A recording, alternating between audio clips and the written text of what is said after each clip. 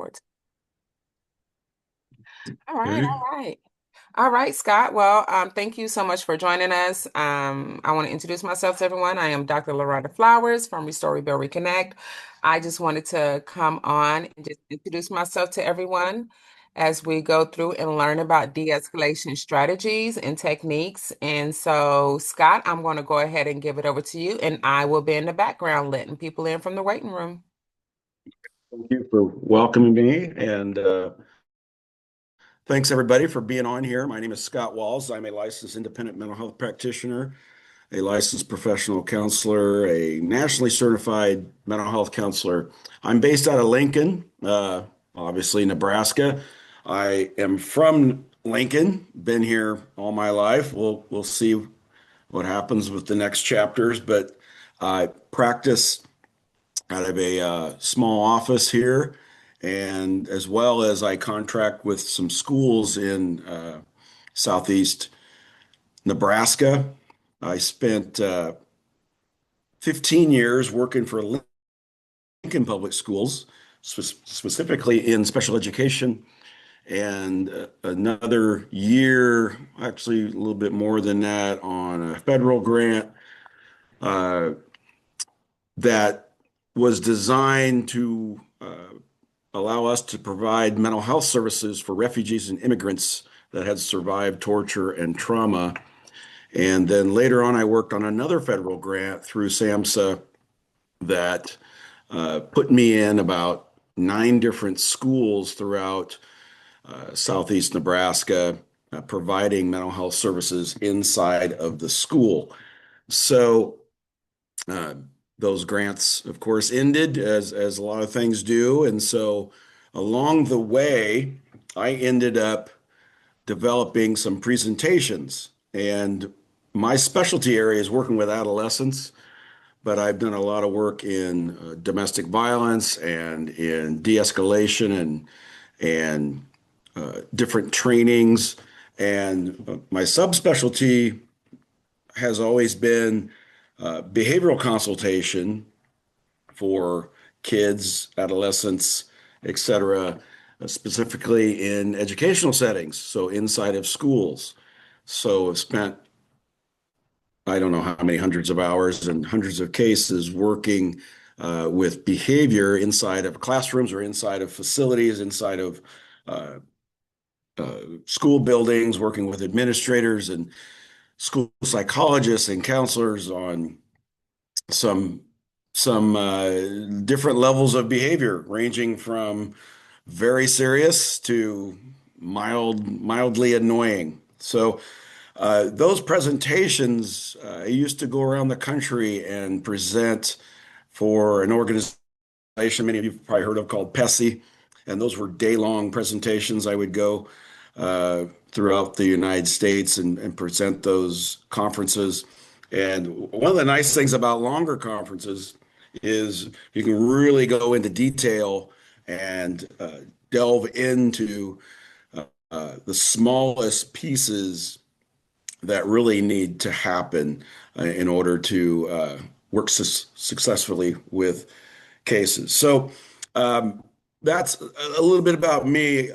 I don't like to talk about me too much, but one of the things that's probably important for you to know is that I also run a martial arts school here in Lincoln, and part of our programming, we teach kids as young as 5 years old, all the way up through high school and beyond. And so we teach nonviolent, non-physical ways to de-escalate, as well as the traditional martial art ways of doing things. And the reason we do that, which is honestly a lot harder than just teaching kicking and punching, is because in the real world, uh, let's say a seventh grader needs to know how to de-escalate a situation without being physical. And so we all probably need to know those skills. What do you do if somebody's bothering you, but they're not physically doing anything to you? What do you do if they're threatening you? What do you do if it's somebody that you really like, but they are agitated for whatever reason. Okay. And so, and my understanding is uh, most of you on here are working professionals in various capacities.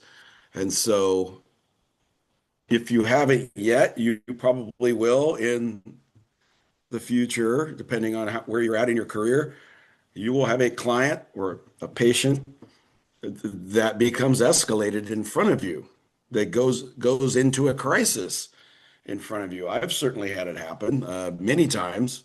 And so if you're in a private practice setting, so it's you in your office setting, and you have a client that becomes agitated, that goes into some sort of episode, uh, it's important to know what to do, I think. You might be working in a hospital setting or a school setting, or you might be going into people's homes.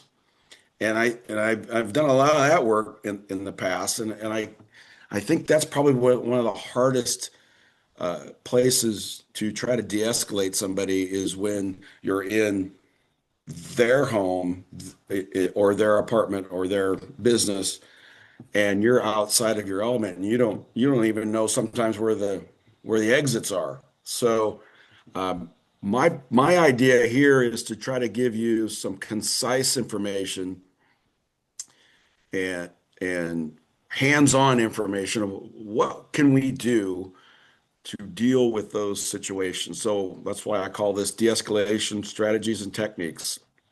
And so that's what I'm going to try to do today. I hope I deliver it. I have to stay seated. Usually I'm used to walking around a classroom, but I'm going to stay seated here. And time permitting, we'll give you some chances to maybe talk with each other. Feel free to ask questions if you want to do that through the chat, or however we want to do that. I'm fine with that.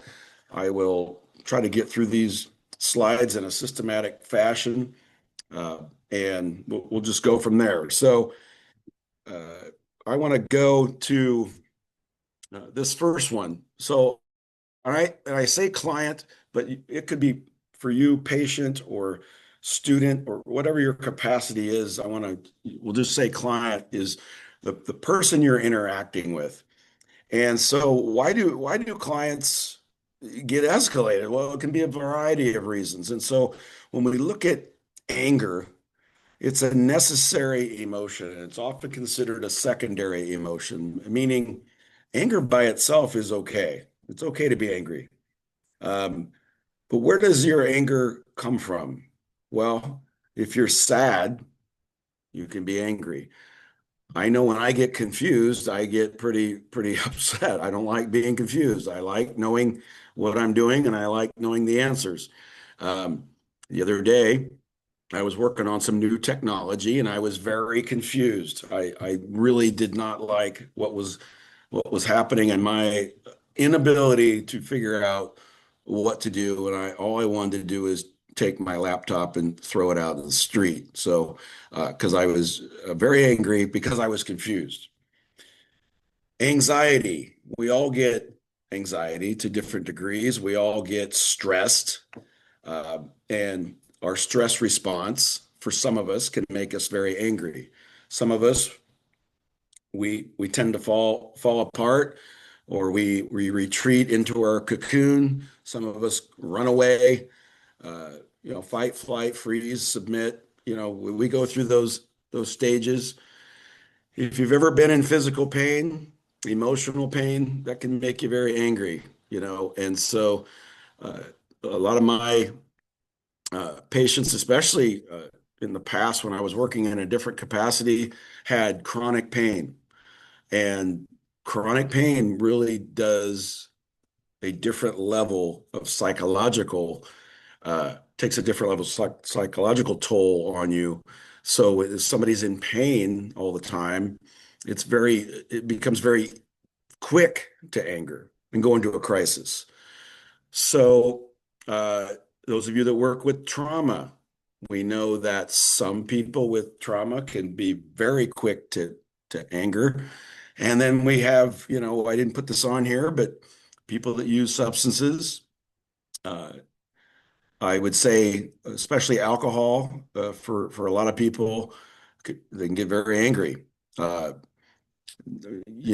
with I've always said that when somebody has a base emotion, let's say they're just generally angry, and then they become intoxicated, wow, does that it really intensifies their anger. And so if they come to you, maybe they're not actively intoxicated, but they were before, maybe they've come in and they're hungover and they can get agitated very quickly. And of course, if they are currently intoxicated and you are in a position where you are interacting with them, you're interacting with their emotion, but you're also interacting with somebody that's not within all their faculties, right? So because they're intoxicated. But in general, most people they'll follow a crisis cycle, which is it's a pattern of anger escalation, which we're going to discuss later. I've got a diagram that I think is helpful. But if you're thinking of your clients, think of when they have become angry and what led to that. There's usually a trigger. And I, I've had I've had patients or students that I dreaded working with uh, because of their anger responses. People that have known me for a while, I've been practicing since 1998. And before that, I was working in various capacities and group home and being a family support worker and a technician and all that. So, and people that know me, I'm pretty practical in my approach, and I've had a lot of different types of what I would say are hard clients, right? So, I kind of say it the way it is, and I think it's an honest statement that we will, depending on where you're at in your career, we will all have that client or that patient that we really maybe hope doesn't show up for their session. And I say that in a loving way, but we're human. And when that client that tends to get angry and very vocal or physical, and they're pounding their fist on the table, or they're standing in front of the doorway, yelling at you, that's not a fun day.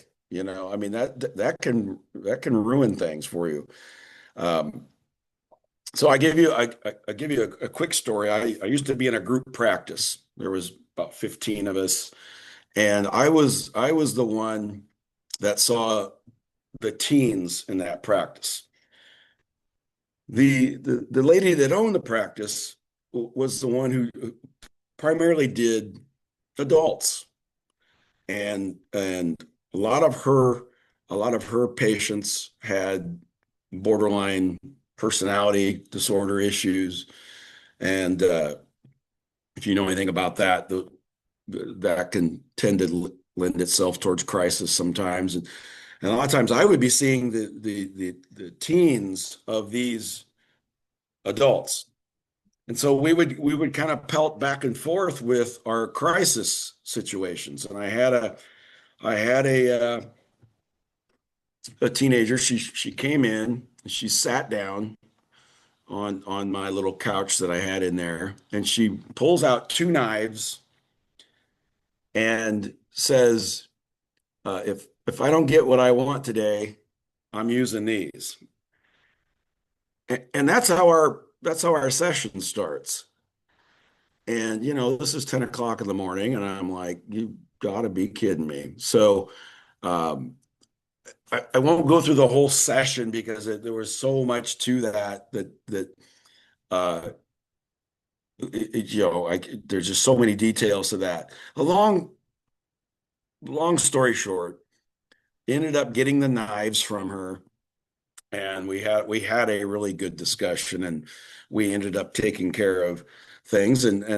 But as I left the office, I had this old trick that I would do where I would make up an excuse to leave the office and go around the corner. We had a copy machine there, and I would always just make up an excuse that I have to go make a copy of something. Now, this is back in the day where everything was on paper, and we didn't have all these fancy things like we do now. So I've got the knives in my hand, and I go around the corner, and I am pretending to make a copy, but the billing person, the billing secretary was there, and I said, "Here," I said, "you need to put these in the locked filing cabinet." And of course, she's looking at me like, "What are you talking about?" And it's just a long story, but you got to lock these up. I said, "I can't have these knives out." And so anyway, we got through it. But you know, was my safety at risk? I don't know. Maybe. I mean, when somebody has a weapon, I mean, that's not good. And was her safety at risk? Well, yes, because she had a history of self-harm and suicide, not only ideation, but also attempts, multiple attempts at 17 years old. And so, yeah, there was a safety risk. So that goes to this next slide here. In working directly with clients that are likely to escalate, the ability to de-escalate them and help them through a crisis is really important, and it's important for several reasons. First of all, safety of the client and other people, like if you're in a group setting, safety of yourself, and if you have a staff, that is very important. We want to maintain safety for everybody, right? And we want to continue our progress in the professional environment. I've spent over 20 years going into different school buildings throughout Lincoln, but also southeast Nebraska, as far down south as Pawnee City. If you've been there, all the way to Humboldt and out in Shickley, Nebraska, going the other way. And continuing to have a student in the building that is in crisis is important, because what's the alternative? They're going to get suspended or expelled. And if you don't have those services, if you don't have an alternative placement, they're going to be coming to school the next day. If you're in a clinical environment, your job is to help that person with their mental health or their substance abuse issues. They have X amount of treatment that needs to be done. Maybe you're a case manager. They're on your caseload. It's your responsibility to work with them in that professional environment. It's important to maintain that relationship between staff and clients.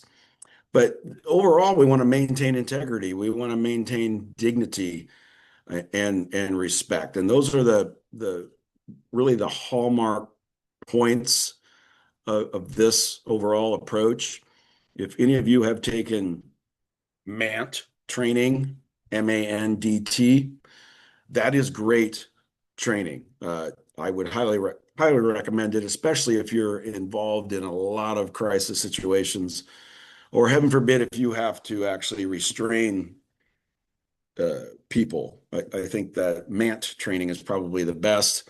I don't get anything out of endorsing MANT, but they have a really well-known program. So MANDT, if you're interested in that. But one of their hallmark pieces is maintain integrity, dignity, and respect for their clients. So I do a lot of work with my students on leadership, and good leaders take ownership. And, and ownership means we own and take responsibility for what we do. And it can be very easy to blame other people for how we act, how we feel, how we think. However, as the adults in charge, if I have a classroom of seventh graders and I am the teacher. I am the adult in charge. Okay.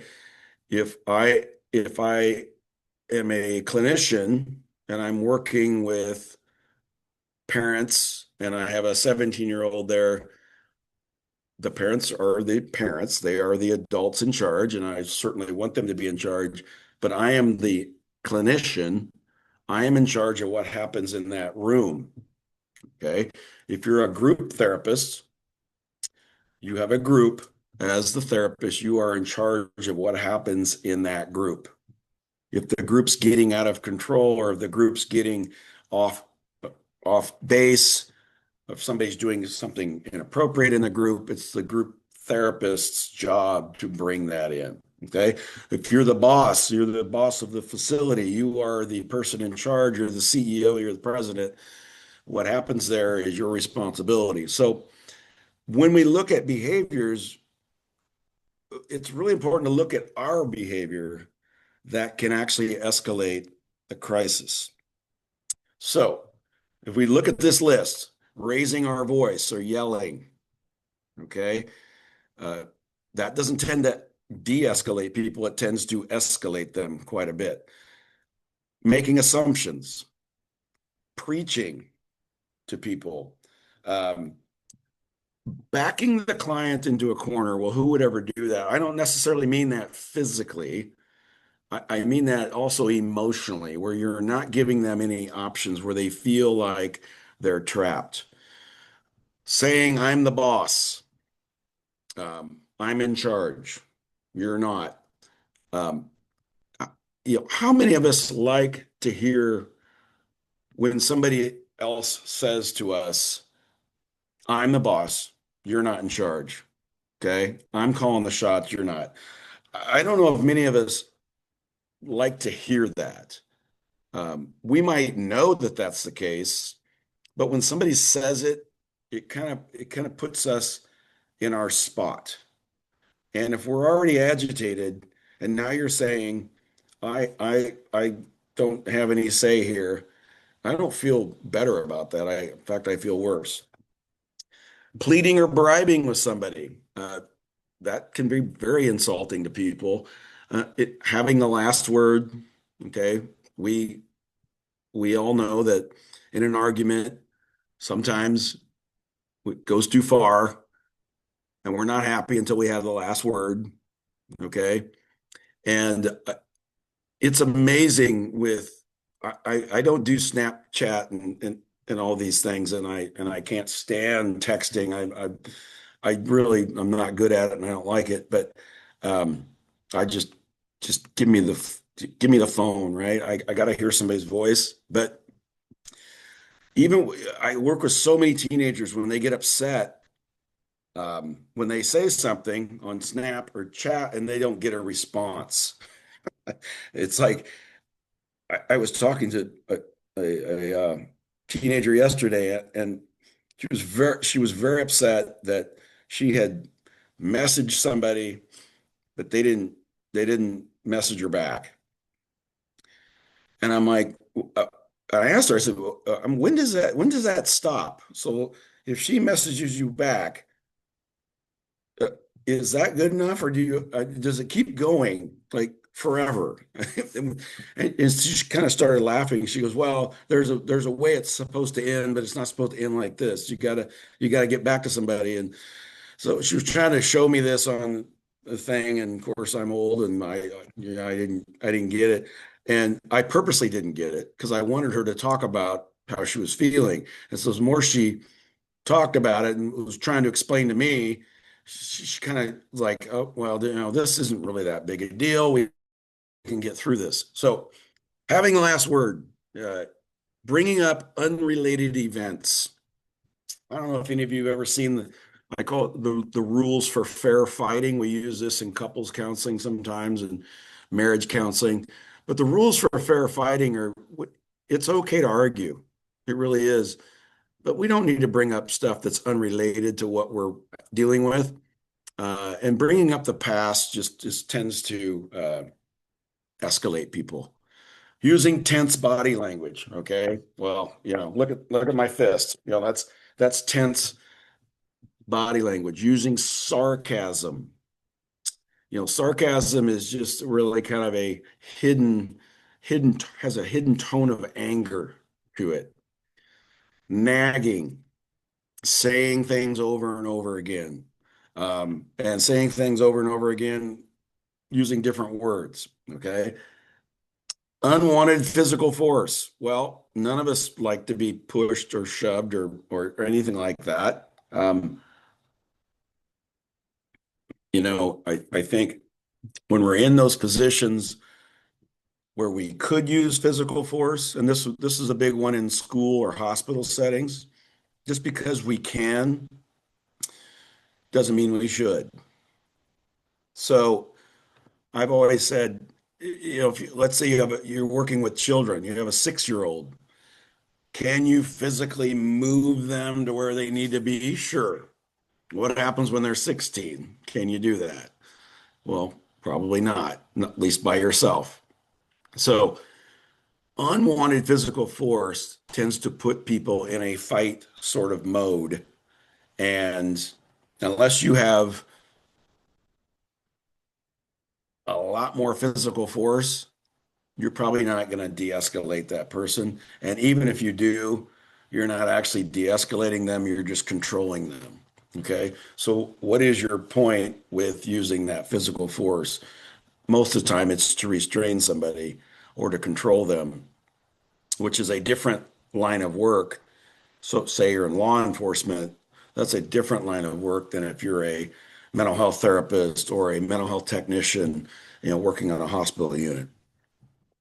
Insisting that I'm right. Okay. I'm right. You're wrong. That type of win-lose will rarely de-escalate somebody. Holding a grudge, what they did before, and now I'm still kind of holding on to that idea. Using degrading, insulting, or humiliating, or embarrassing put downs. And then I call it commanding, demanding, and dominating.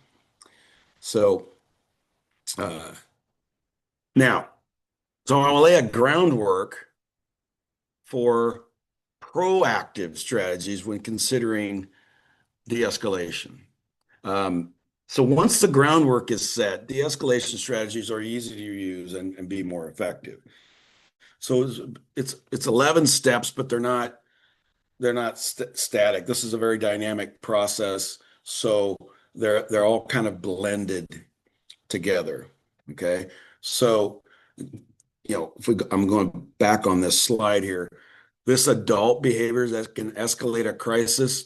This is a whole training by itself. Just that slide, we could spend all day, you know, reviewing these things. And I could look at myself and go, oh gosh, sometimes I do that, or sometimes I've done this, or sometimes, wow, I am really tense and I just didn't know it. So sometimes we need other people to help us with this and practice these. If you remember back to those of you that are mental health practitioners or psychologists, maybe you remember back to your training. I know my training, we would watch each other and give each other hints or video ourselves and, look at, gosh, what was I doing there? Or um, I remember I was what my mentor said he was watching me do a video of a session, and he goes every time the patient says this type of thing, you blink. And I'm like, well, I blink all the time. What are you talking about? And he goes, no, no, no. He goes, look right here, it's your blinking. So I'm like, wow, well that's detailed. But the point is, it made me aware of a behavior that I didn't know I had. It's hard to look at ourselves. So when we teach, one of the things that we teach at our martial arts school is how to deal with bullying. We call it Rise Up Against Bullying, and it's actually a year-long curriculum.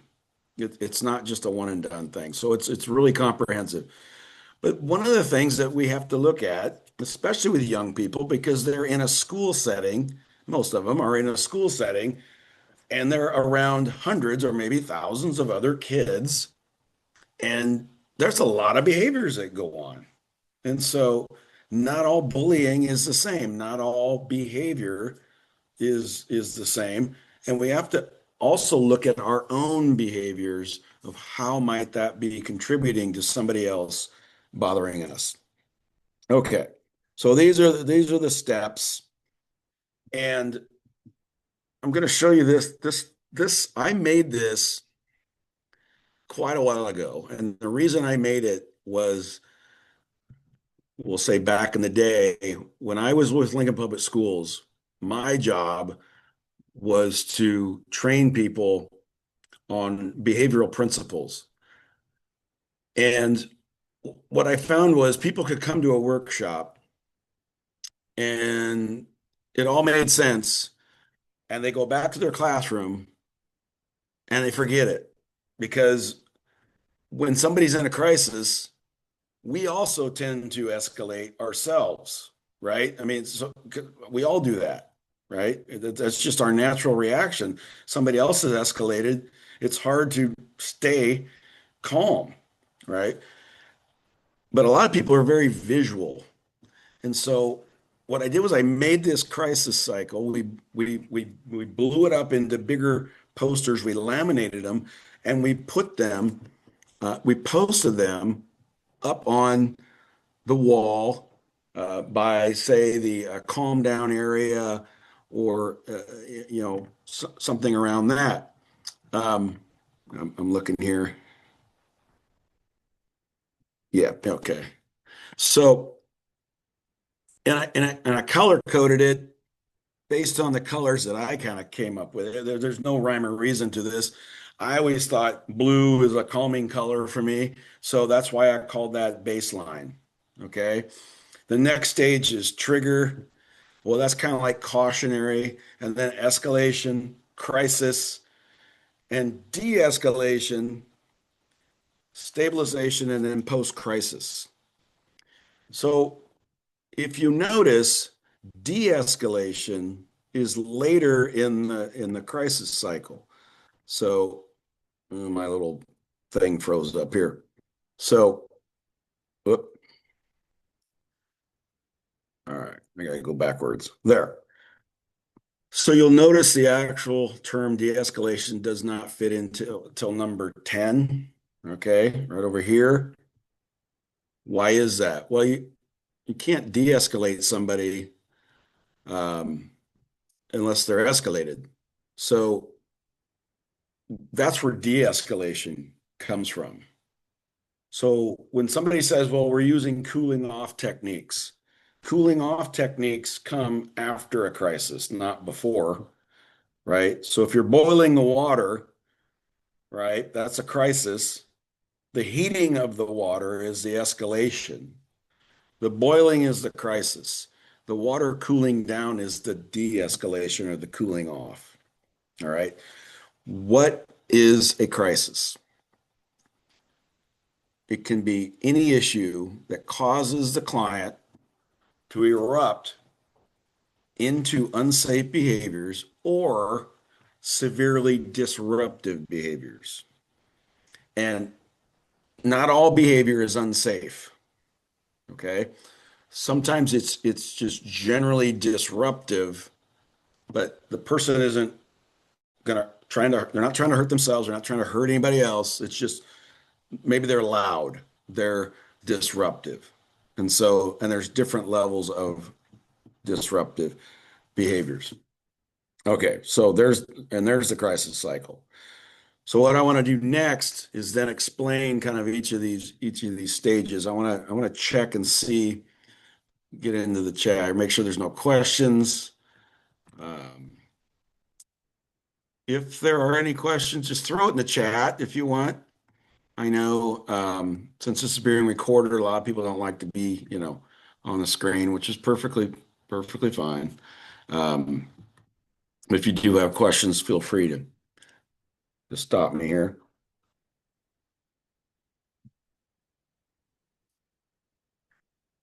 I tend to talk fast because I want to get through everything and don't want to in have my time end and then I didn't get through something. So being prepared. Uh, Problem behaviors can be addressed and prevented by the way we have things set up ahead of time or by having a clear understanding of our responsibilities. So have an agenda and a plan ready to go. I call it Plan A.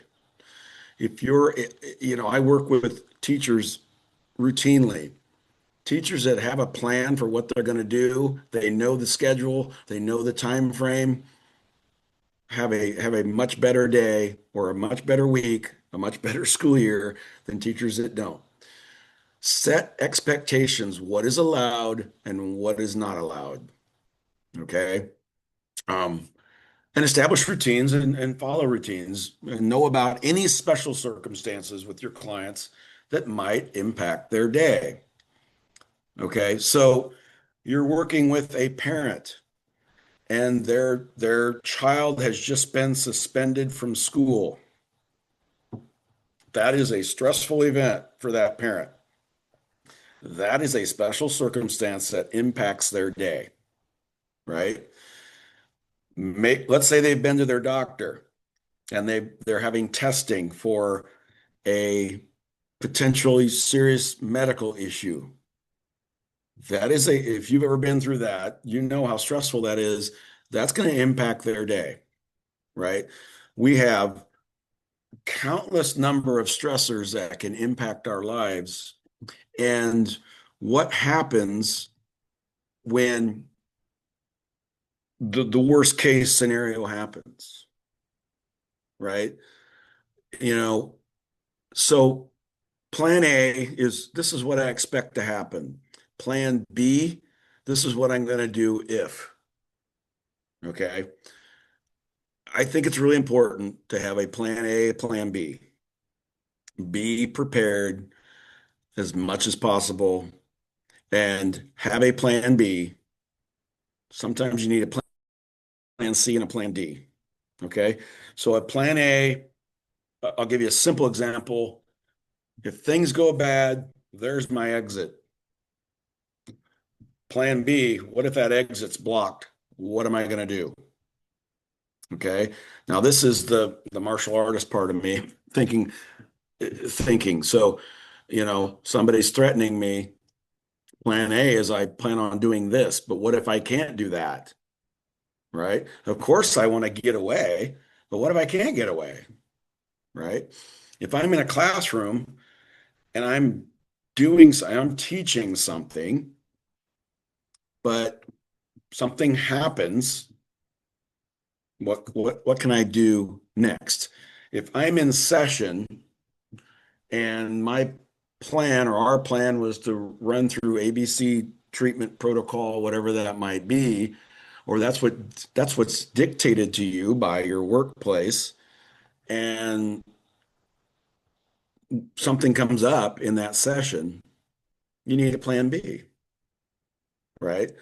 Maybe we were going to work on this skill today. Maybe we're going to work on this part of the treatment plan or whatever, and the person comes to you and they're in a crisis. Okay. Uh, Maybe at that moment you need to deal with a crisis, right? Using positive approaches. Well, this sounds kind of just lofty, but if we use the principles of positive behavior reinforcement, some of those basic principles, and some basic humanistic principles, be enthusiastic with your folks, acknowledge cooperation. When people cooperate with you, whether it's um, come on in, please have a seat, please let me explain, thank you for doing this. You're acknowledging compliance, and that's great because respect goes a long way towards keeping a relationship intact. Welcome the clients. Okay, well, what do I mean by that? Your patient comes to their session. thank you for coming in. I appreciate it. Your students come into your classroom. Thanks, students. I appreciate it. I know you'd probably rather be home right now on this cold day. You know, thanks. I love it that you're here. Patient comes in for uh, their group meeting. Welcome everybody.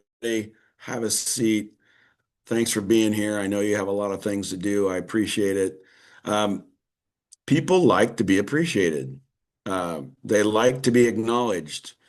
Not everybody needs a big to do, but simply welcoming them can go a long way. Show interest, in people. Use empathy, of course. Take time to socialize. Well, what does that mean? Do we always need to get right to right to work?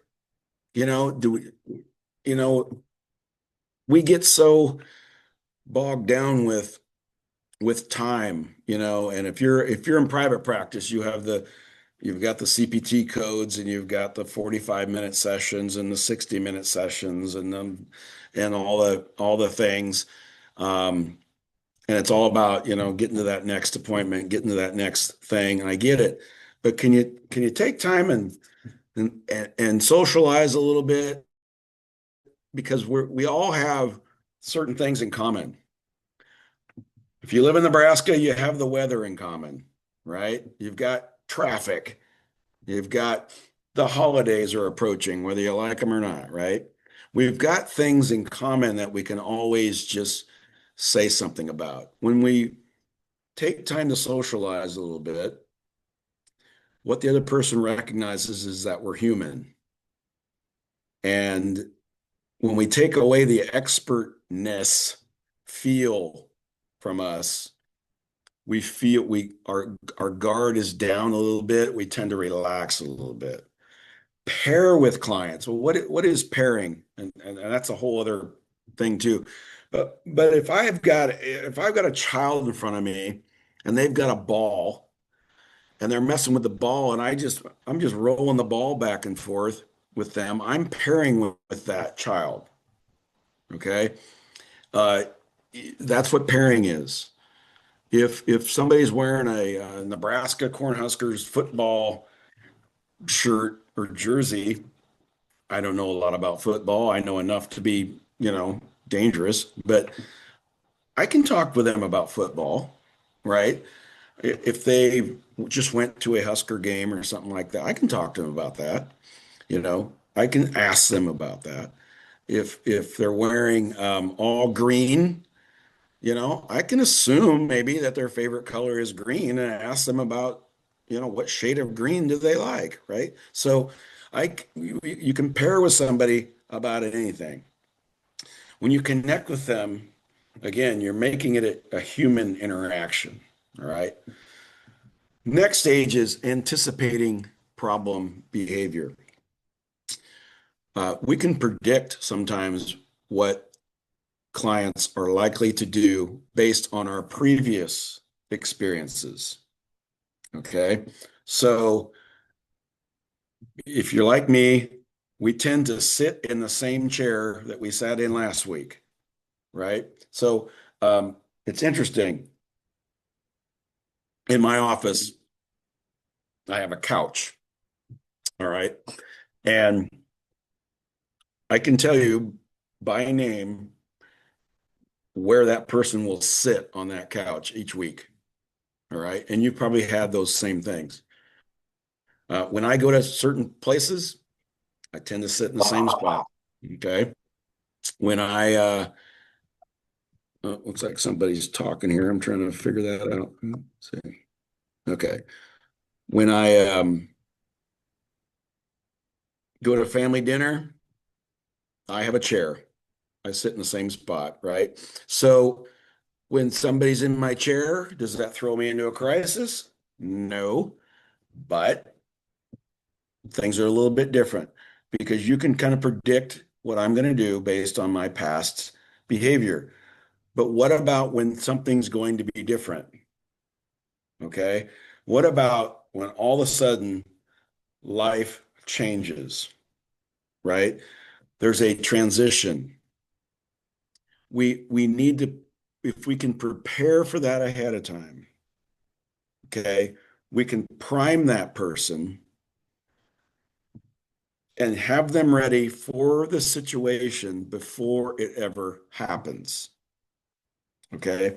So I have a teenager that I work with, and he goes on a parent visit. Okay. So he stays with one parent, but he goes on a parent visit. And in the past, when he has gone on that parent visit, something always happens. Something, and it's never good. It's always bad. It's like something always happens. This other parent does not have custody, and there's a reason for that. But this boy, this teenager, he still gets to go to see this other parent. So what we have done over time is prepare for what we call the crap show. He knows something bad's going to happen, but he still wants to go see his mom. I don't blame him, right? It's his mom. But he knows every time something bad's going to happen. So one of the things that we did was he said, I get over there and there's nothing to eat. There's like, a bottle of ketchup and beer and like some funky looking meat in the refrigerator. It's like it's gross. So of course he's a teenager. He's hungry. He wants to eat, right? And so what we started doing was just pack his backpack full of food. So when he goes on his visit, he's got his snacks. He's ready to roll. So that's one little issue that we can plan ahead of time. Does that take care of all the problem? No, it doesn't, but it takes care of one issue. Okay. And if we can take care of one thing, maybe we won't have a bigger issue happening. Okay. So sometimes we just need to change the topic. We're on a topic and it's not going well. Let's just go to the next topic. I'm trying to get to this next slide here. There we go. Catch problems early. Okay. Something starts off as a minor problem. It can turn into a serious behavior. Supervise actively. Okay. If you're working with clients that tend to go into a crisis, uh, they need to be supervised, whether they're 8 years old or 48, because and what I mean by supervision, I'm not saying control what they do, but we need to watch. Sometimes things happen, and this drives me crazy in a like a residential setting or a inpatient treatment, and nobody knows how it happened. I've seen, unfortunately, uh, or I've had clients that have died by suicide while they were in custody in a facility. And I'm still upset about it. It's like, how does this happen? Right? How does this happen when they are supposed to be kept safe? Right? Supervise actively. Act urgently regarding safety. When in doubt, err on the side of caution. Okay. If you've got a group, separate people. Right? If it's the clients going after each other, separate. If it's in a family session and somebody's getting agitated, maybe somebody needs to leave the room. Maybe that's just the best thing that's going to happen, right? Try to understand, what are your clients' triggers for behaviors. In that process, we want to correct people efficiently. Okay. So when a client is stuck, we need to do a course adjustment. If a problem behavior starts to occur, we need constructive tools to direct them away from inappropriate behaviors to the appropriate behaviors. So, what can we do? Prompt the task. Okay. Sometimes it helps them to get started. All right. So, you go to a birthday party and it's time. I can't stand this when people do this for me, but it's time to sing happy birthday, right? Okay. Somebody's got to start the song. right? Otherwise, just people just stand there. There's always that person that will start the song, and then everybody sings, and the song's over with. That's prompting the task. You got to get it started. You can do this by showing somebody what to do, right? So this is prompting the task. If I can get them to mirror my behavior, gosh, my throat's kind of dry right now. I'm gonna get some water, you know. And I've given them a water bottle. Maybe they'll get a drink. So hold on with me here. Prompt the task. Show support. Take a quick break and then try again. Prompt routines. We all have routines, but when we get escalated, we forget. We forget our calm down techniques. All right. If you were all in my class right now, I'd say, how many of you have ever taught somebody grounding techniques? Okay. You raise your hand. How many of you can remember your grounding techniques when you're in a crisis? Right? It's harder to remember it. Okay. How many of you know how to do deep breathing? How many of you do that when you're stressed? Remember to do it when you're stressed. If you get a reminder, it's a lot easier, right? Okay. Not too long ago, I was having a medical test, okay? And they hooked me up with these things, and it's a long story. Anyway, I was tense at the test. I was kind of half ticked off anyway that I had to do this test, so I really didn't want to do it. And plus, it was a whole kind of a cluster getting there, and I was kind of stressed anyway. And I noticed as I was laying there, I'm like tensed up, and I'm like, finally, it dawned on me, like, geez, Scott, you gotta calm down here. This is ridiculous. And then I was able to remind myself, okay, take some deep breaths. It's fine. You'll get through this. Okay. But I teach this stuff and I still don't do it. Right. So sometimes we just need those reminders, provide a reason why somebody should keep moving forward positively. So you've got a group of patients sitting there and they're doing group therapy and somebody's had an abreaction, they're getting agitated. It's okay. I'll just say a name, it's okay, John.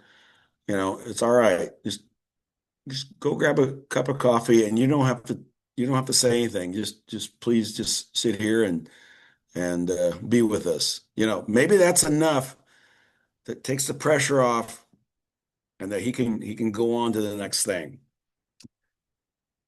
Identify triggers. This is huge. Um, we have triggers for every single behavior that we have, right? Some of those triggers are not good. They lead us to do things that we shouldn't be doing. Some triggers are great, right? Uh, any of our senses can trigger behavior and certainly memory, right? A smell can be a trigger, something that we see, something we hear, something we feel. Those are all triggers. Being in a place can be a trigger. Being around certain people can be a trigger. So we can't control all those things, but could we remove the stressor or the trigger? If we can do that, that's the easiest thing, right? So let's say a, a a fan that's on and it's making a rattling noise. Can I just shut the fan off? Right? Or maybe there's a background noise and I turn the fan on to drown out the background noise, right? Can we remove the client from the stressor or the trigger? Walk away with them, go for a walk, move to a different location. I have done therapeutic conversations in every setting. I think I've done it in parking lots, uh, sitting on the bench in front of the school, in a tree. I had to climb a tree. Imagine that. you know, down in a tunnel. Somebody was hiding in the tunnel, under a desk. I had a one of my teen clients, was in like a classroom treatment setting, and he got very upset and went and hid under one of the desks. Okay, which was fine, and so eventually I was able to enter the tent, and we laid under the desk for I don't know how long and talked under there, so they had to get away from their stressor. Uh, be flexible. Try not to push the client. Listen to them. If they're being verbal, they usually will state somewhere in there what exactly they need at that point. We know that our tone of voice, our body language, facial expression says more than what the actual words are. It's not what we say, it's how we say it. But you do have to say things, and it's important to remind people about safe behaviors.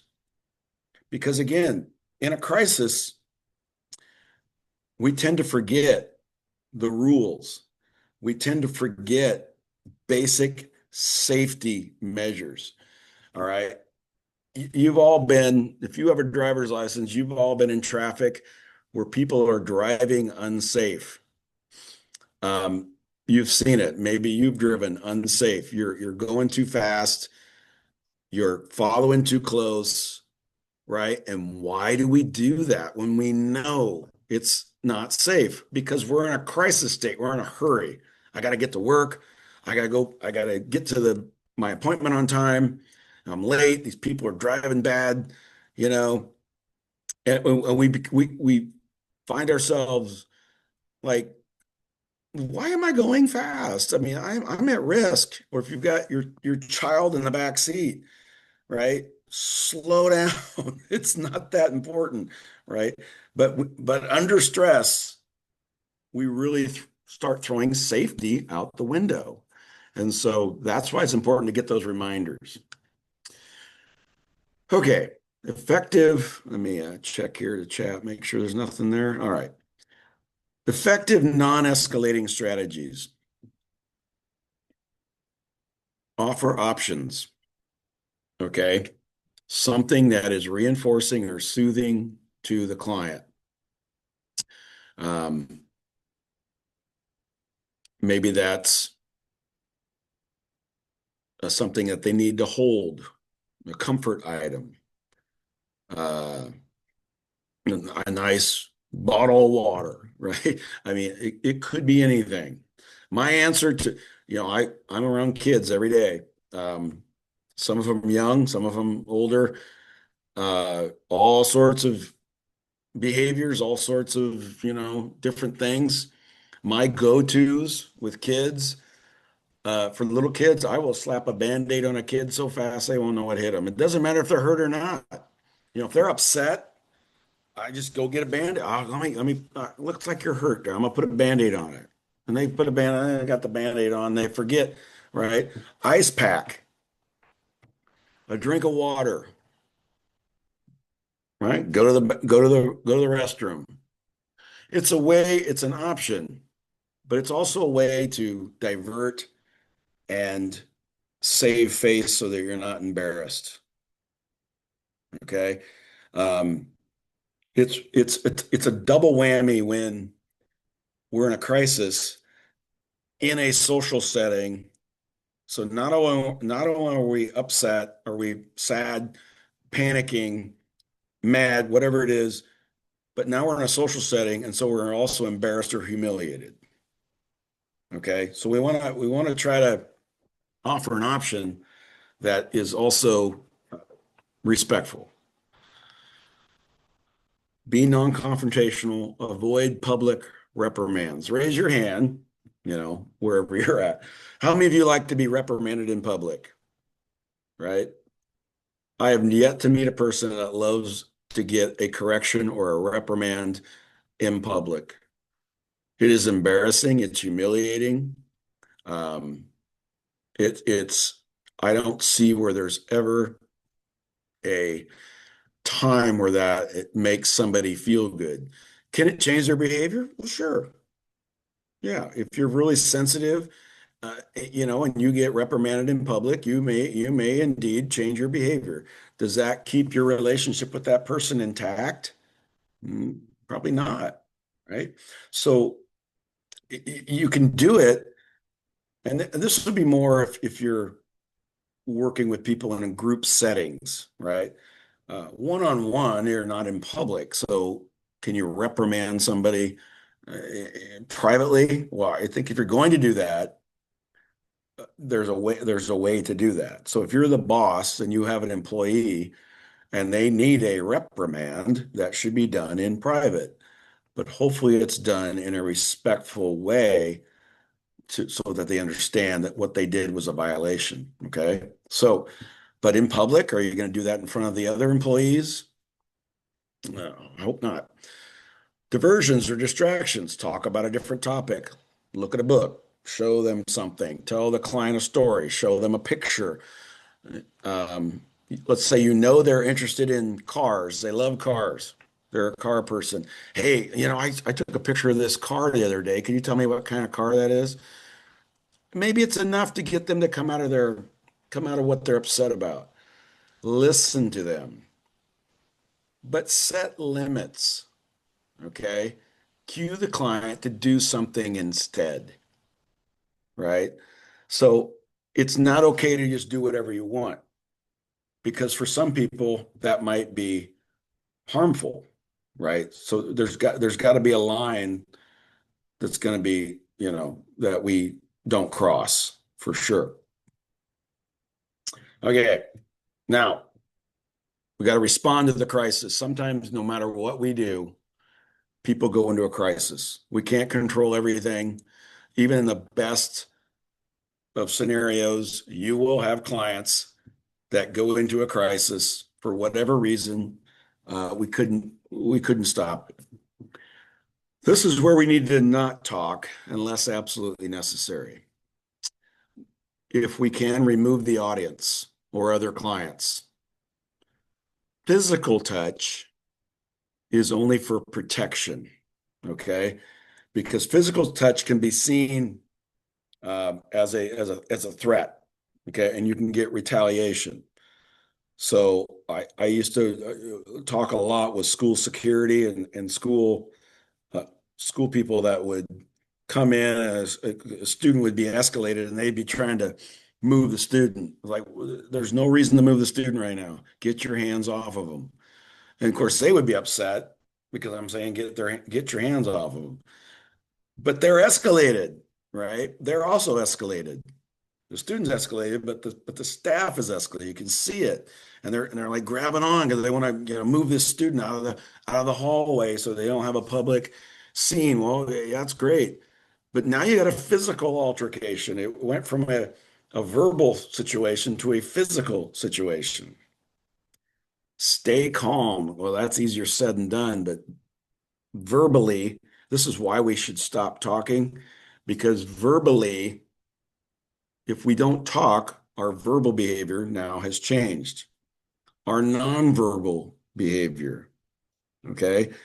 I know that if I'm standing over somebody, that can look, I'm not the biggest guy in the world, but that can look intimidating. So if I sit down and slouch in my chair, that's a more relaxed stance, okay? But if I'm standing up, like this, that says a whole lot different, right? We have to remember that in our professional work, it's not personal. It's not personal. It's not personal. Uh, it's hard to do because we're human, right? We in the helping professions, we tend to care a lot about our patients, our clients, our students. Um, you know, we care. That's why we do the work that we're doing, right? Most of us. And sometimes we care a whole lot. We think about people even when they're not with us. Are they okay? Right? We think about that. And it's hard sometimes to not take it personal, but we got to remember it's not personal, right? And it's okay to ask for help. It's okay to, if especially if you have help that you can ask for. Now, if you're a private practitioner, solo practice, you're by yourself, okay? There are some things because there's nobody to call, right? There are some things that you can kind of think about doing with clients that tend to be in a crisis. So I'll talk. And I don't know who's in the audience, so maybe there's no solo practitioners. But if you are, it's important to think about when you're seeing certain patients. Okay, 8 o'clock at night, right? And you're alone in the office building or whatever it is. That's probably not a good time to see a person that is prone to a crisis. You might want to schedule them earlier in the day. Where is your chair or desk located in relation to the exit? Okay. Can you get out? Right. Are you located on a second floor, on a first floor? Or, there's just some things to kind of think about. Do you have your phone with you? Because if you're alone, you've got nobody else to call, right? And so you got to protect yourself first. All right. So uh, I know that's serious and gosh, kind of depressing to talk about, but this is the reality of some of our work. And if you've got somebody that's tends to be prone to a crisis, um, you may think about a different setting to meet with that person in, so that they are less likely to go into crisis. We tend to act differently based in the situation that we're in and who's there. Okay. So unless they have a serious mental health diagnosis, uh, most people will be able to filter out the social setting that they're in. Okay. All right. So de-escalation. Well, somebody's been in a crisis. They're starting to they're starting to come out of it. We do not want to start talking about consequences. Like, okay, now you got to do this, or now this is going to happen. We don't want to place demands on them. We want them to cool off. Okay. Give them a drink of water, uh, something comforting to hold on to. That's where you start cueing the deep breathing exercises. Okay. If that's something that you use, do channel feelings into a preferred activity. I know some people love to organize things, right? They like to stack things or put them in numerical order or put them in a box, whatever it is. If you've got something that you can have them organize, great. If it's something physical, that they can do, great.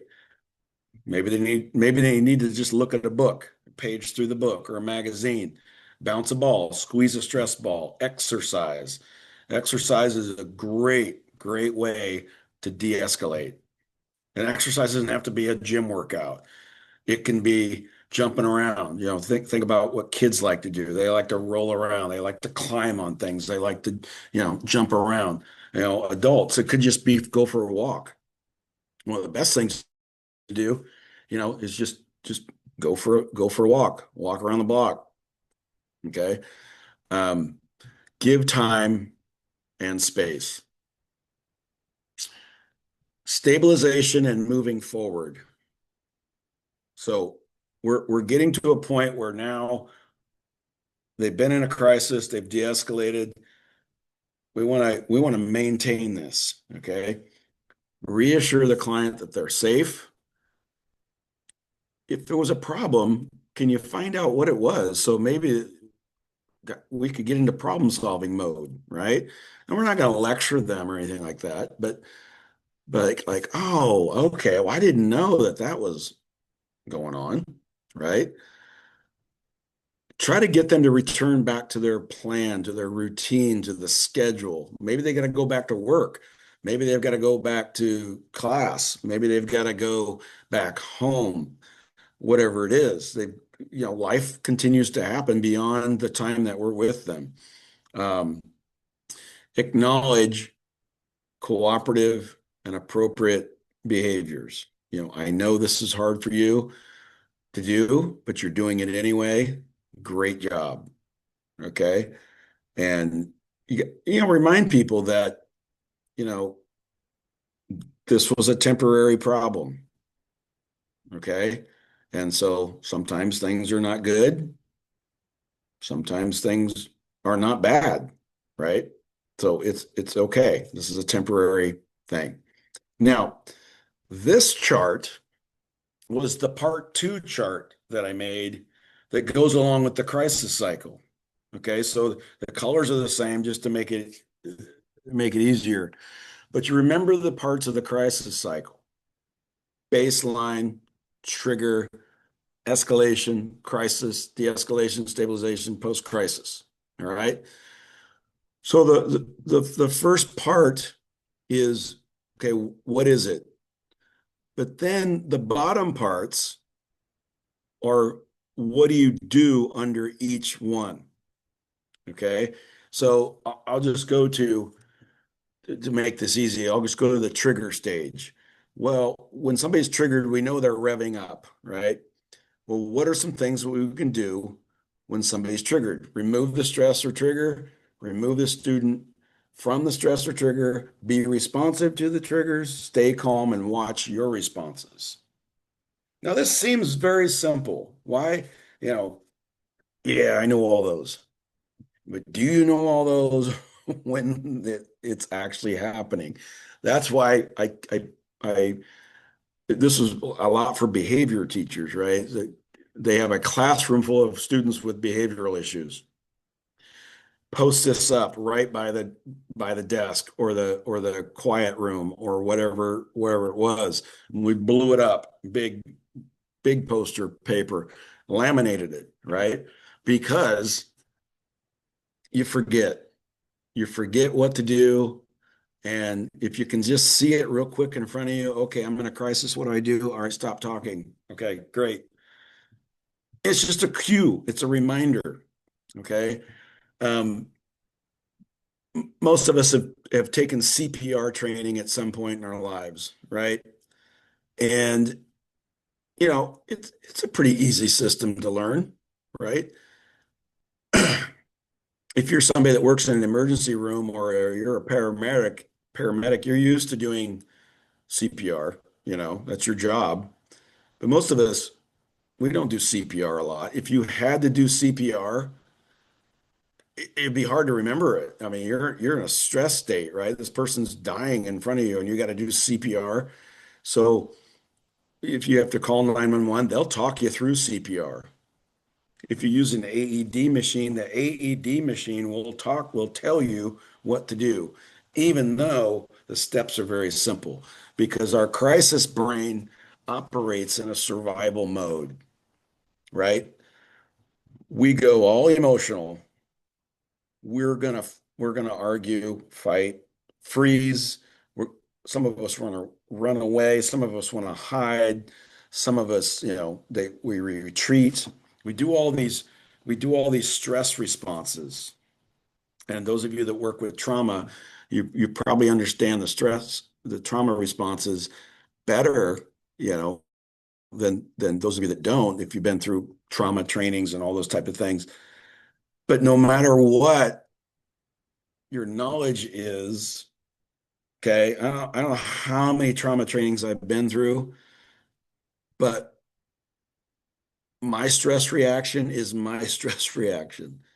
Okay, I can be aware of it, but it's still the reaction, right? And even in there's times I'm going, come on, you know this. and I'm going through some sort of stress reaction, right? So having those reminders is really important. Okay. So uh I'm just checking for questions here, make sure there's nothing there. So I think this would be a good time if we want to do our break into teams, um, because we've got some scenarios that we can look at. If I can get to them here. Let's see here. So I'll go over the scenarios and then we can decide what we're going to do with these teams. But scenario number one, you have a meeting with a client. They're an adult that you know tends to lose their temper when they get too stressed about having to do too many things at once. They are not violent, but they do get loud and then they want to give up and not do anything. Okay. That's scenario number one. Scenario number two, one of your longtime clients tends to get very emotional at team meetings because they have anxiety about groups of people. All right. You have a meeting scheduled with them to address multiple concerns, and you are worried that they will get far too emotional at the meeting.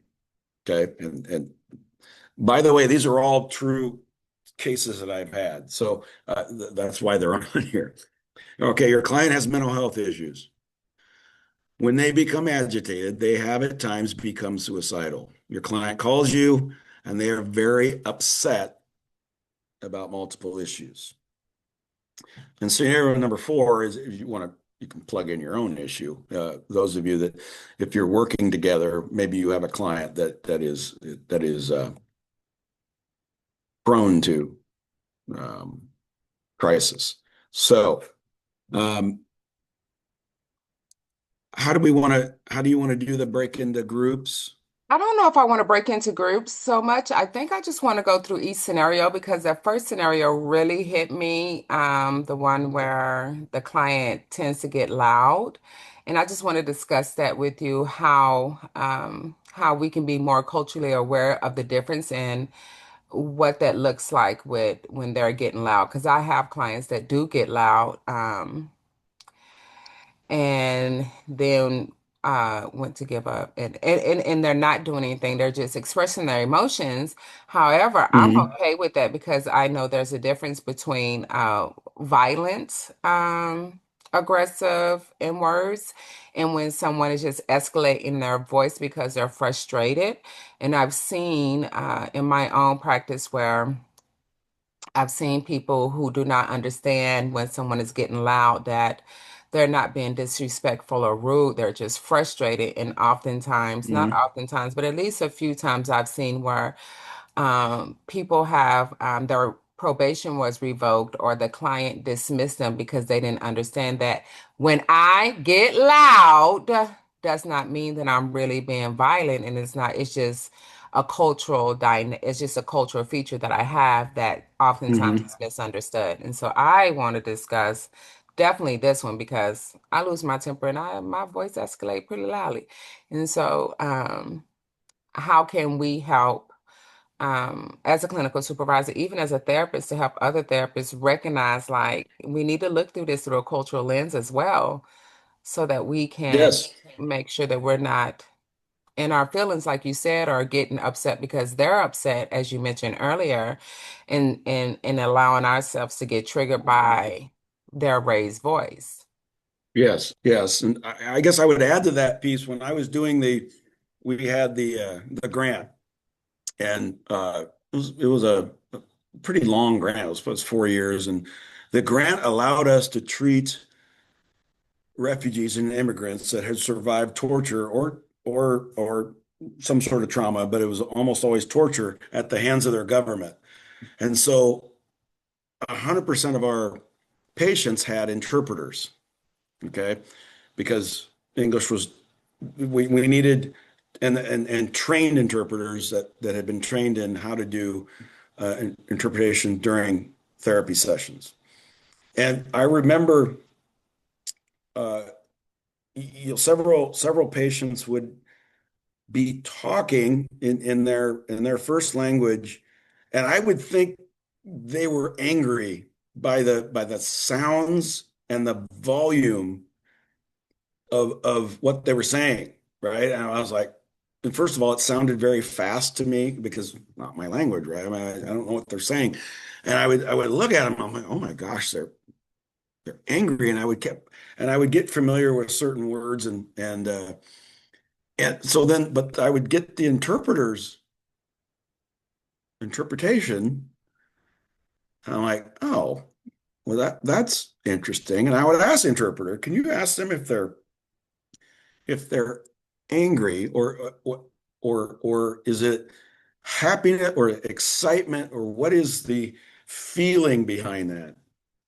And that clarification really helped me because my misinterpretation was was almost always there. I'm thinking this person's angry or me, or because they're looking at me, they're just very demonstrative and coming at me. And I'm thinking, oh my God, and most of the time I was wrong. And that's why we had the interpreters in there because, and the interpreters were trained interpreters. They weren't family members or anything like that, which is often a mistake that we use family to interpret, or worse is kid when parents will use their kids to do the interpreting. It messes up the whole family dynamic. But so yeah, I would definitely add to that it's the cultural piece in that, especially if there's an actual language issue, is another layer to that. But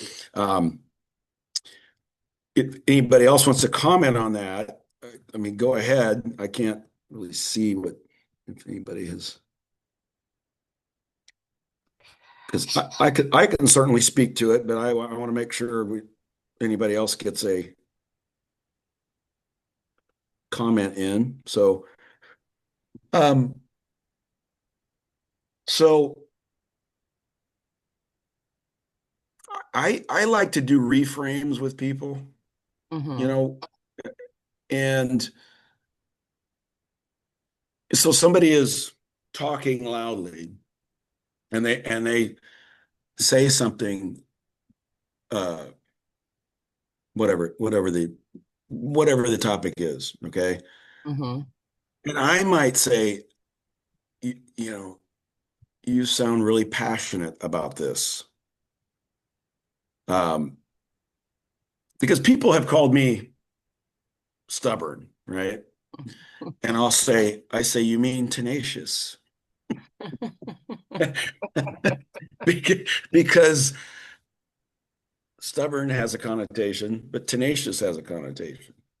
You know, um, I have a business mentor, and they will get on a tangent or on a roll, and it sounds like they're angry. I mean, they're yelling right on the Zoom, and but it's not. They're just passionate about helping, their people, right? And so they'll have to calm down. They get so excited that they have to stop themselves and go, I'm just trying to help. I'm just trying. They get so passionate. So I think that's one thing that does help people is to recognize, wow, this is this sounds really hard. This sounds really hard. Or it sounds like this is really important to you. And then they can go on from there. I think one of the things in a office setting is when other people are bothered by what may be happening in your room or your space, and then there's somebody else in the next room that's you're worried about, right? Depending on the soundproofing and all that. I know I've been in settings where there's office, office, office, office, and everybody else is all nice and quiet, and they have their sound machines and their scent machines and it's like, a yoga room, and it's chaos in my room. You know, I don't have that, what I call the nice therapy session. I've never had that. Mine's always seems to be Yeah. not that, and just please don't punch a hole in my wall, that type of thing. Well, pretty much. Um, yeah. Yeah, So, that's my office. Like I am on the corner, so I have very boisterous clients, and mhm. oftentimes we can get into a back and forth, um, raising a voice match, and it's a therapeutic thing. And I have like my stuff like, "Are you okay?" I'm like, "Yeah, they're fine. Like it's okay." Like they stormed out. It is what it is. They'll be back next week, and so I think Mhm. the question or what I'm hoping that you can just give like I love that you said reframing. And so do you believe that being able to understand primary emotions from secondary emotions, because I think you mentioned that as well earlier today, Mhm. like understanding the difference between a primary emotion and a secondary emotion and being able to articulate that to the client themselves so they can become more aware, but also being aware for yourself as a clinician. Yeah, yeah, I think that's extremely important. And I think the base primary emotion that drives most of this is fear. You know, we all have fears. And sometimes our fears, our worst fears are happening, Mm-hmm. right? Uh, or something's happened to our kids, our spouse. We're going bankrupt. I might go to jail. Whatever your worst thing is, Mm-hmm. could be a health diagnosis, you know. Um, when those things are happening, it throws us into that spin. And what do we do? What do we do with fear? Well, our base reactions, to fear, the stress, the fight, flight, freeze, and submit. I mean, those are the basic ones. Mm-hmm. And most people, it's fight or flight. I mean, you boil it down to we're either going to run from it or we're going to fight, which is Mm-hmm. physical or at least arguing and all that. And sometimes it's both. We Mm-hmm. we fight and then we take off, or we take off and then we fight, if we're put into a corner. A few people will just give up. They'll just curl up in a ball. And Mm-hmm. some people freeze. They are so they're in that state of they don't know what to do. They've walked out of that office and they got a cancer diagnosis, or they're they're going to go to court and lose their kids, or they're going to go to court and go to jail, or whatever it is. And that's fear, right? And I think acknowledging that from your own standpoint, I mean, oh my gosh, if that was me, I would be terrified, Yeah. and recognizing that. But in a therapeutic way, I assume most people here are therapists. So in a therapeutic way, acknowledging that, but being ready to acknowledge that, because that is hard when we start looking at base fears. Mm-hmm. What kinds of things are we afraid of? It is daunting to look at those things, Yeah. right? I mean, it's terrifying. And so if we can get to that, gosh, I understand it sounds like you're afraid. Um, and then if they fall apart from there, okay, well now what is our friend when we're afraid? Facts are our friend. Mm-hmm. Okay. So if you're $100,000 in debt and you're underwater, right? You're behind on the car payment, you're behind on everything. Okay, well, what are our facts here, right? The facts are you make this much money, you've got food in the fridge. I mean, we go down the line here, and what are our facts? Because facts, we live in reality. We want our reality to counterbalance our fear, Yeah. right? So if somebody is involved in the court system, okay, well, here's your reality, right? These are the real things that are happening, and these are things that your attorney has said to do or not do, whatever the case is. And this is what we're doing. We're working forward. Your doctor's giving you a diagnosis. However, what's the number one thing helping professions are supposed to do? Well, instill hope that it's going to get better, Mm-hmm. right? And so we instill that hope in those people that it's going to be okay. Yeah. But at a minimum, do no harm, right? But if they can come in and vent those frustrating feelings,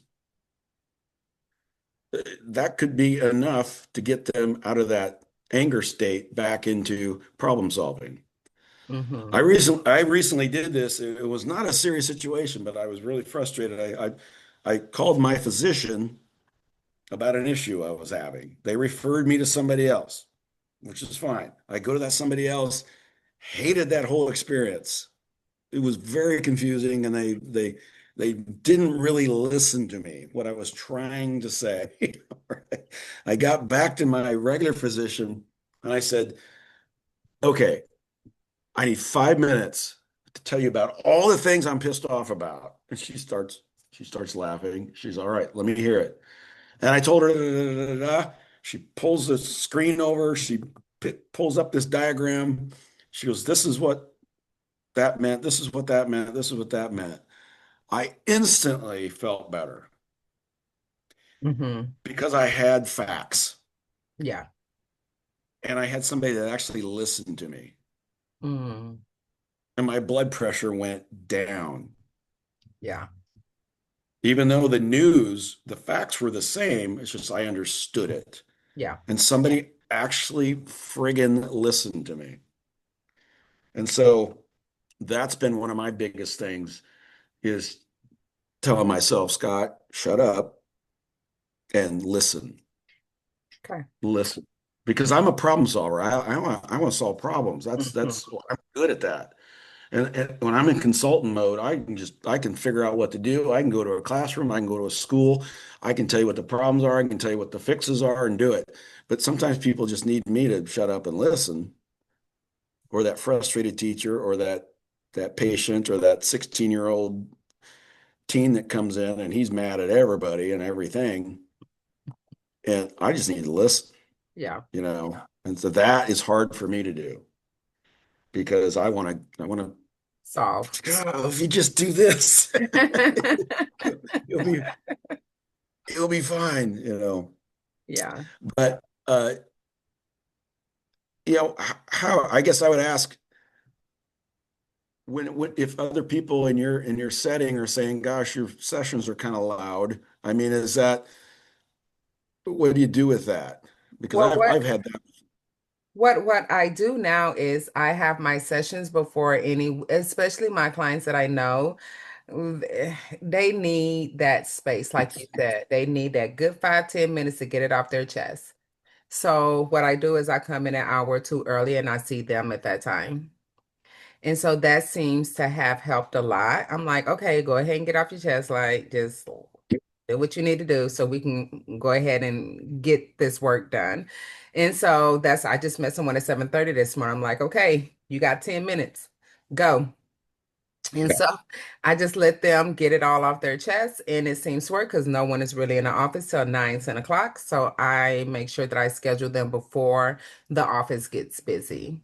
And that seemed to have worked as well. Because what I do not, I refuse to not provide that space for them because them, like you mentioned, Scott, like them being in here for 5, 10 minutes, letting all that out, I know they're not going to go out and do anything that could potentially cause way more damage in their life. So, hey, okay, you got 10 minutes, let's go. And I'll Yeah. listen. Yeah. So Yeah. Well, I love that, you know. And I use this with teenagers a lot. I said, coming in here is like dropping off the garbage that you have, all the bad stuff. if you can just leave that here, Mm-hmm. life is still waiting for you out there. But Mm-hmm. you can leave all the bad stuff here, and you can say what you want, how you want. Because people disagree with me on this, but I don't mind swearing. If you want to cuss up a storm, it doesn't bother me a bit, But and so, however you want to say it, whatever way you want to say it, um, or not say it. Because I've sat in silence for 45 minutes with somebody before. Now I don't like that because it's a long grind. But but at that moment they were safe, Mm-hmm. and I can't guarantee outside of this room Mm-hmm. what's going to happen, Mm-hmm. but I know right here I can guarantee what'll happen. Yeah. Yeah. So yeah, those are hard situations. Um, and the emotion sometimes for certain people can go all over. I mean, they don't just stay on anger. They can go from sadness to anger to confusion to outright like way out there. And then, if you have certain aspects of, let's say, borderline personality disorder, you can get some of those real extreme type things, Mm-hmm. going on. Um, and kind of the ultimatum type stuff. Well, I'll just kill myself then. I'll Yeah. just. And Mm-hmm. then I don't know if you've had this I call it the doorknob therapy, where, they've got their hand on the doorknob, they're ready to leave. Oh, by the way, and then they drop you know, like, oh, there we go. You couldn't have led with that, and that's very, very, very common. So if I know that that's going to happen, then I call it what it is. And I said, last time you were in here, you got me a little bit. I said, because I told you I had to go. And I said, right when you have your hand on the door, you dropped that little bomb on me. I said, so how about we lead with that today? Mm-hmm. And what's the big news, right? Yeah. So, and they just kind of throwing it out there, and just taking away the punch of it. And it's to me a fun way to kind of say, hey, let's not do that again, because it's too stressful. I got somebody out in the waiting room, and you're telling me, this huge thing, and I've got 10 seconds to try to deal with it, you Mm-hmm. know. So that one always I, I, that one Yeah. always gets me. And I tell them like you did that on purpose. I still have another client that is waiting out in the lobby. Um, Mhm. it- you did that on purpose. And You so, did it on purpose. yeah, Well, you thank did you. that on purpose. Thank, And well, I'll see you next yeah, week. yeah, yeah. Scenario number two with the team meeting one. I am very, very careful about attending team meetings, and I've been in a lot of them. But the reason I'm careful about that, and there's times I have not gone to team meetings, for, and that's out of the welfare of the patient or the client, but because you can't predict what other people are going to say. And you may have a case manager and a lawyer and a other therapist, all who have different agendas. And if you have a client that's prone to crisis and they get very anxious around a lot of people, and maybe their case is on the line, right? They're in a legal situation, or they're trying to get their child services or their foster care or whatever it is. Um, I will tend to, if I'm going to be in those meetings, I will have an agenda and I will want to run the show. Um, because I don't expect a client to have to dictate how a meeting's going to go, because they're not the professional in that one. And so I will have an agenda, and I will insist that people mention positives as well as things that we need to work on. Uh, I did this one. I was in a meeting one time, and this one teacher would not let up on a thing that happened in her classroom, and I finally had to stop the meeting, and I said, we've we've been down this road. We've discussed it. We all understand it. If we're not going to talk about solutions and positive things moving forward, then we don't need to meet anymore. And oh my gosh, it was a big kerfuffle and everybody was upset, except the parent and the student, who that's who we were there for. Um, and then later on, we came back to the meeting and I had an outline with positive things that we'll call him Bobby does in all seven of his classes. And then things that we need to work on. That meeting went a whole lot better.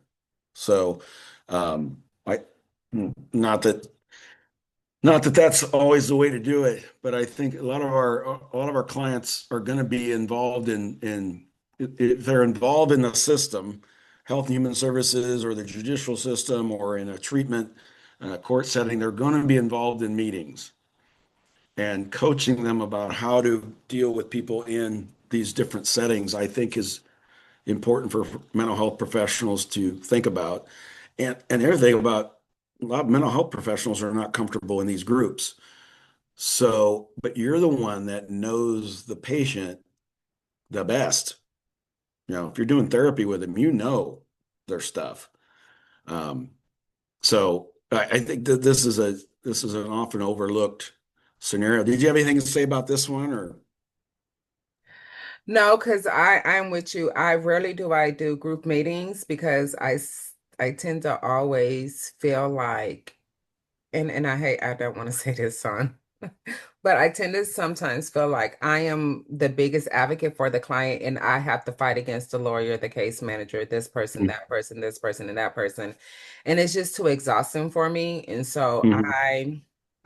I I'll zoom in, but I won't go and sit in the meetings Mhm. because it's just a lot. It's anxiety inducing for me because I know that oftentimes I'm going to have to advocate so much that um, I look like the crazy person. So, Yeah, well, yeah, and I feel that. And the other thing that I think about is because I'm really serious with people, and I've argued with attorneys about this and about the confidentiality factor.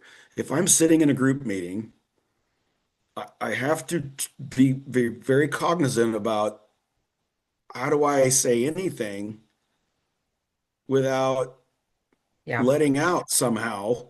Hmm. But this was said to me in a private conversation. Hmm. So, regardless if they consented or not, okay, you can participate in treatment planning, blah, blah, blah, blah.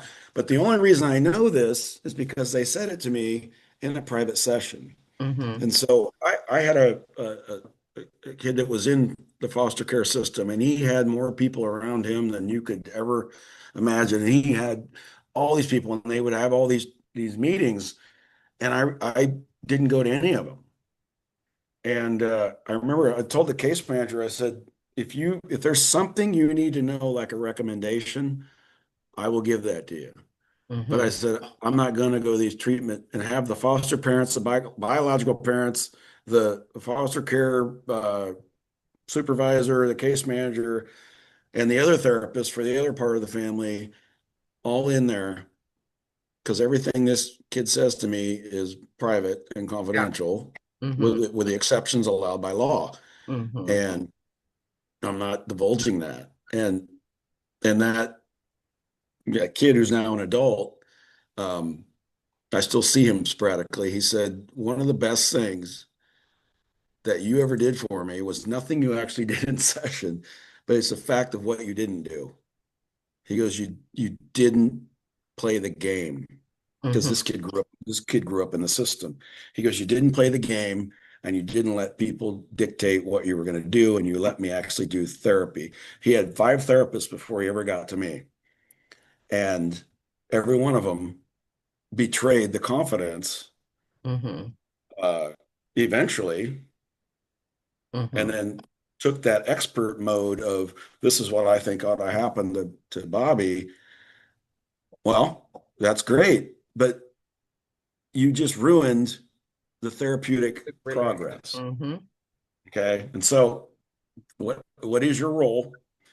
And I think staying in our role is extremely important. It's Mm-hmm.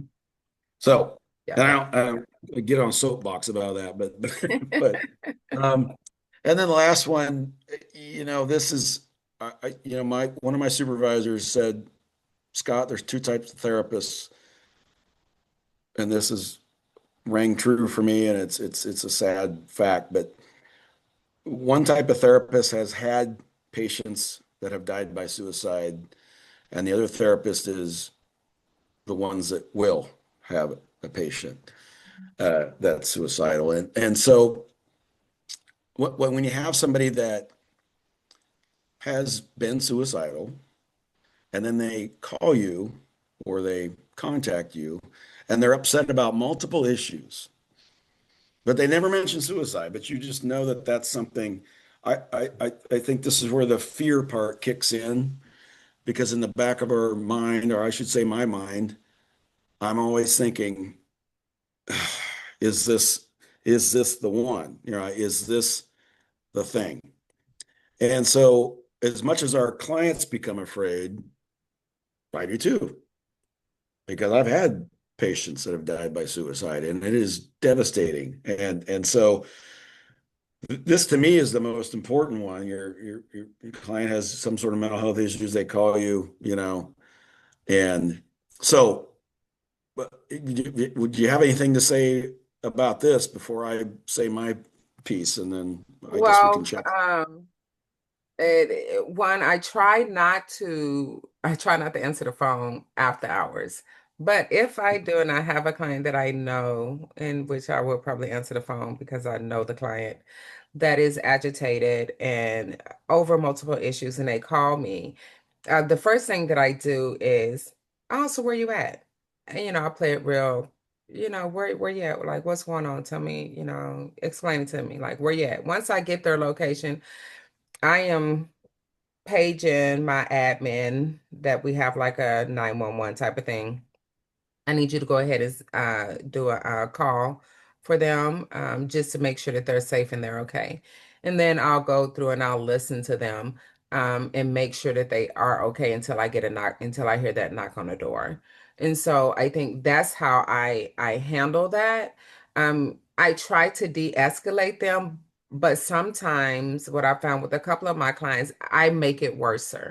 So I try to ask, like, what do you need from me? Do you need me to listen? Do you need me to help?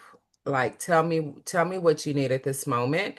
And so that's how I try to work with a client that I know may have BPD or may, I have severely depressed clients, and I know like around this time, it's cold in Nebraska. It is freezing.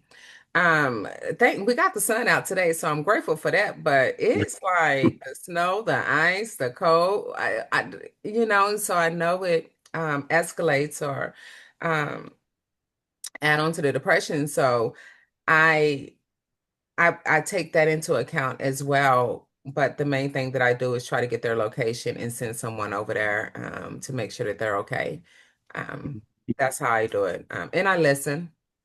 While I'm Yeah, yeah, scared that this is the day you're gonna call me, you gonna do this. So in my mind, I'm like, you're really gonna do this to me. You're gonna call me before you actually follow through on it. And my fears is so intense that it just, oh Lord, yeah.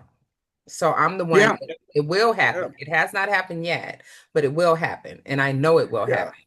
yeah. And I don't, yeah, and I don't wish that on anybody because I mean it's just really, really hard, and you hope that you end up, being the one that the therapist it never actually happened to, and so, but if you're in this business long enough, you'll have patients that are suicidal, ideation or whatever it might be. And so I think it's perfectly fine to tell patients that you're scared. I've said that, geez. I am worried about you. I'm afraid of what you're going to do. And uh, yeah, just call it out because I think at the end of the day, I mean, there's a lot of techniques, but I think being genuine, um, having positive regard for people and respect, and but when you're genuine and you just say what it is, that has never served me wrong. I mean, it's always worked for me to do that.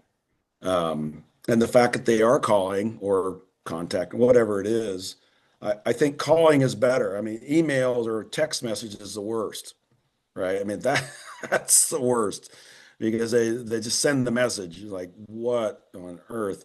Um, but the fact that they're calling is a good thing. I mean, they're because there's still some thought there. There's some rational thinking going on, and there's a reason that they called,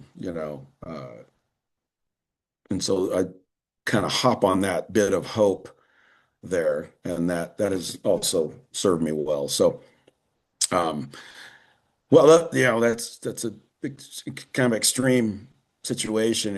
Fortunately, most crisis situations are not life-threatening. They're crisis, and we go through crisis routinely, most of us. Some of them are relatively small, but if you're driving in this nasty weather and you get a flat tire, that's a crisis, right?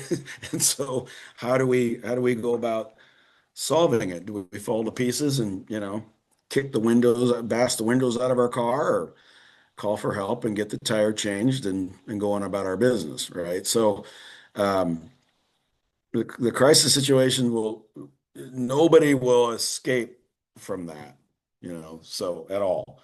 But hopefully this has been somewhat of a nice framework um, for people to look at. So I guess I would just see if there's any questions that are floating out there. I don't see any on the chat. I don't either. But I do Okay. want to say, I'll let you go ahead and end, and then I will let everyone know how to get their CEUs. Okay. Well, I'll end with first of all, thank you. I appreciate you listening either now or on the recording. I'm not hard to find. I'm in Lincoln, Nebraska. So if you Google me, you'll probably find me under the karate school, Lincoln Karate Clinic. That's my karate school, but I have a practice here in town. And is my information on the registration or? Yes, it is. Your information is on the Okay, so registration. Hmm. people can reach that and let's see. Okay, thank you, Maria. Yep, I appreciate you being here. And I would say that if people that are interested in really a comprehensive program, I mentioned it before, MANT, MANDT training. A lot of schools will invest in that and different agencies. There are other ones too, but the reason I would say something about MANT is that they don't have any deaths associated with their restraint programs. Other programs, unfortunately, um, that utilize restraint, physical restraint, there's a high risk of injury and death associated with those And, programs. So, and um, Scott, could you tell me what's the acronym for that again? MANT, it's actually named after David Mant, MANDT. So it's not an acronym, it's actually the M-E. guy's name. Yeah, so I think he's been deceased for quite a while, but the Mant systems, Okay. uh, they're based out of Texas, I think. Okay. Okay. But I used to be a Mant trainer, and so I'm pretty familiar with their systems. I haven't been a MANT trainer for quite a while, but I've been through all their modules and they're just great because it's not all physical. There's a lot of de-escalation, problem solving, relationship building. There's different modules that you can take, and you can have an entire agency trained in the same module. So again, I don't get anything. I don't work for them. I don't get anything for that. Um, Another great training, if any of you are interested, is QPR, and you've probably heard of that, which stands for Question, Persuade, and Refer, which is a very well done suicide prevention program. I have been through that training as well, and I've been a QPR trainer for a little while. Very, very solid. In fact, the one I did was actually in person in Omaha. But what has been very helpful out of that is in school settings when we've built up hope squads, which are kids that are actually trained in QPR that can identify signs of suicidal thinking or ideation in their peers, and then kids will help identify that to get that to the people that need to know about it to prevent suicide. So um, if you, yeah, oh, there it is. Great. So just kind of a little public announcements there. But I'm all done. I appreciate it. Perfect, perfect. Well, thank you so much, Scott. I want to just thank you once again.